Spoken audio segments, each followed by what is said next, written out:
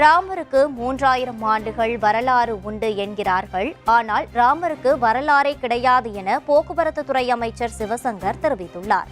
ஆடி திருவாதிரையான இன்று ராஜேந்திர சோழனின் பிறந்தநாள் விழா அரியலூர் மாவட்டத்தில் வெகு விமர்சையாக கொண்டாடப்பட்டது.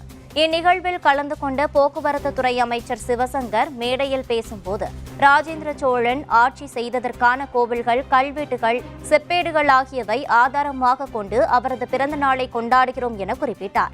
ஆனால் பாலராமருக்கு எந்தவித வரலாறோ ஆதாரமோ கிடையாது என அயோத்தி கட்டப்பட்டுள்ள ராமர் கோவிலை மறைமுகமாக விமர்சித்தார்.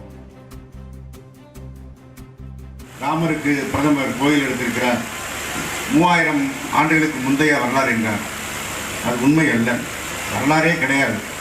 நமக்கு ராஜேந்திர சோழன் வாழ்ந்ததற்கு சோழன் கட்டிய கோயில் இருக்கிறது, வெட்டிய குளம் இருக்கிறது, செப்பேடுகள் இருக்கிறது, சிற்பங்கள் இருக்கிறது. நாம் அதை வைத்து ஆதாரபூர்வமாக இதை கொண்டாடுகின்றோம். ஆனால் ராமன் இருந்ததற்கு வரலாறும் கிடையாது, ஆதாரமும் கிடையாது. அவர்களே அவதாரம் என்பார்கள். ஒரு அவதாரம் என்றால் பிறக்க முடியாது, அது கடவுள் என்று நாம் கொண்டாடுவது. கடவுளாக பிறந்துவிட்டால் அவதாரமாக இருக்க முடியாது. எனவே நம்மை மயக்கி நம்முடைய வரலாற்றை மறைத்து வேறொரு வரலாற்றை உயர்த்தி காட்டுவதற்கான ஒரு வாய்ப்பாகத்தான் அதையெல்லாம் செய்கிறார்கள்.